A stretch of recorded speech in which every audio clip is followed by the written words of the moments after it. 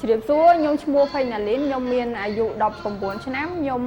មកពីខេត្តកំពង់ឆ្នាំងនៅភូមិអូលីកឃុំមន្ទីរព្រាស្រុកលាពៀខេត្តកំពង់ឆ្នាំងខ្ញុំរងថ្ងៃនេះខ្ញុំរៀននៅខេត្តបាត់ដំបងមុខវិជ្ជា Animation នៅក្នុងសាលា FA ជំនាន់ទី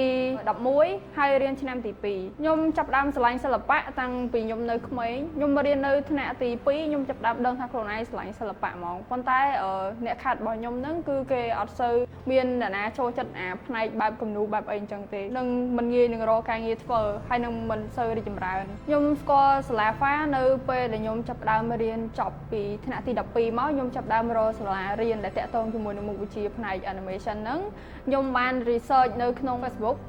តាម Google តាមអីទាំងអស់ហ្នឹងដើម្បីស្វែងរកសាលារៀនដែលតាក់ទងជាមួយមុខវិជ្ជាហ្នឹងក៏ខ្ញុំឃើញសាលា FA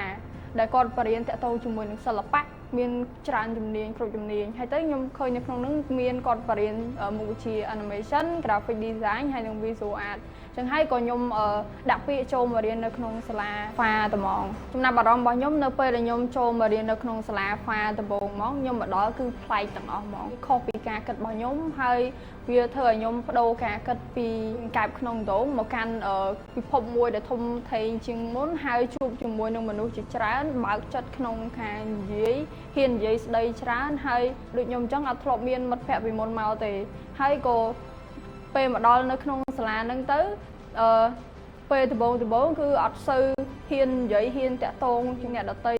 នៅមិត្តរួមថ្នាក់អីទេតែពួកគាត់រើសរាយទាំងអស់ហើយពួកគាត់ព្យាយាមទំនាក់ទំនងនិយាយជាមួយខ្ញុំហើយចឹងហើយធ្វើឲ្យខ្ញុំមានអារម្មណ៍ថាកក់ក្ដៅហ៊ានបើកចិត្តនិយាយជាមួយពួកគាត់មានមិត្តភ័ក្តិច្រើន2-3នាក់អញ្ចឹងច្រើនសម្រាប់ខ្ញុំហើយដែលវា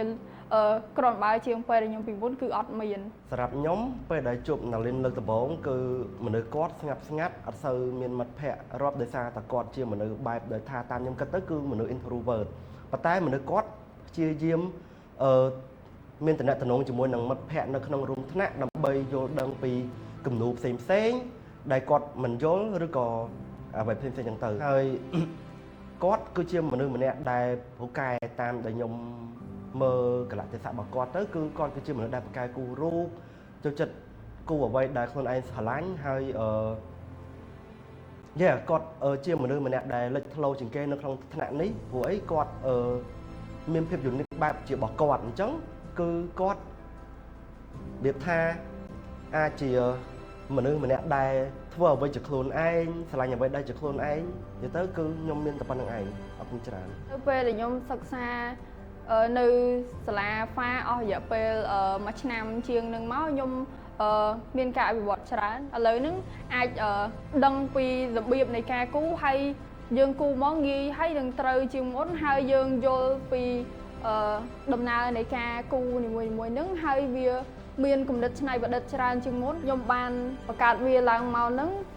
មានភាគច្រើនខ្ញុំជាប្រភេទជារូបភាពខ្ញុំគូវាឡើងមកចេញពីគំនិតរបស់ខ្ញុំទាំងអស់ហើយ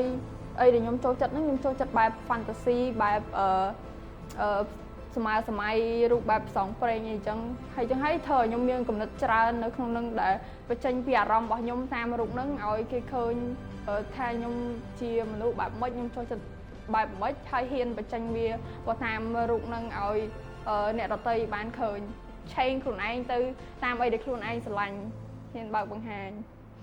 ហើយថ្មីហ្នឹងសាលារបស់ពួកខ្ញុំបាននាំ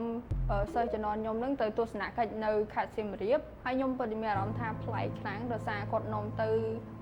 កាន់តំបន់ទន្លេឲ្យមើលពីជីវភាពប្រចាំថ្ងៃរបស់អ្នកដែលរស់នៅតំបន់ទន្លេហ្នឹងគឺខ្ញុំទទួលបានមេរៀនច្រើនចឹងហើយខ្ញុំ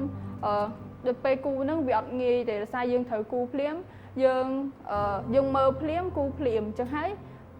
ផ្ទះវានៅលើទឹកវាអត់នៅមួយកន្លែងទេអញ្ចឹងវាត្រូវការតែទៅវិញទៅមកអញ្ចឹងហើយធ្វើឲ្យខ្ញុំហ្នឹងត្រូវហ៊ានប្រឡែងអាចុងប៉ាដៃយើងហ្នឹងមកឆ្វងហ្នឹងឲ្យវាចេញជារូបរាងជាឡាញមកមួយមកជួយឲ្យខ្ញុំកើនសមត្ថភាពក្នុងការ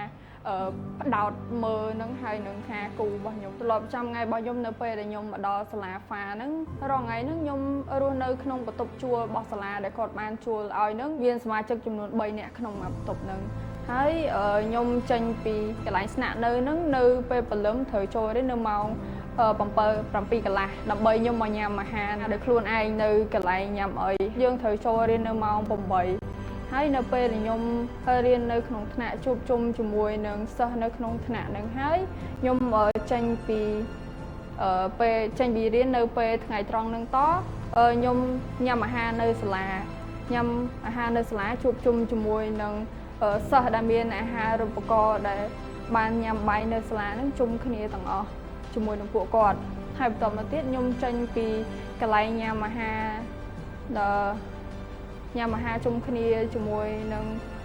សិស្សថ្នាក់ផ្សេងៗហើយខ្ញុំក៏ត្រឡប់មកកាន់កន្លែងសម្រាប់កន្លែងគេងវិញហើយបើខ្ញុំដល់មកចូលរៀនគឺចូលរៀនវិញមកអញ្ចឹងខ្ញុំមានអារម្មណ៍ថា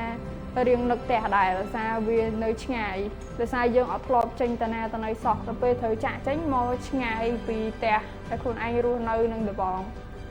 ជាចុងក្រោយខ្ញុំក៏សូមអរគុណដល់សាលា Fabulous សិល្បៈដែលបានផ្ដល់អាហារូបករណ៍ឲ្យខ្ញុំរៀននៅក្នុងសាលាហ្នឹងឲ្យខ្ញុំទទួលបានចំណេះដឹងថ្មីប្លែកច្រើនហើយក៏អរគុណដល់លោកគ្រូអ្នកគ្រូដែលខំប្រឹងបង្ហាត់បង្រៀនខ្ញុំឲ្យខ្ញុំទទួលបានចំណេះដឹងជាច្រើន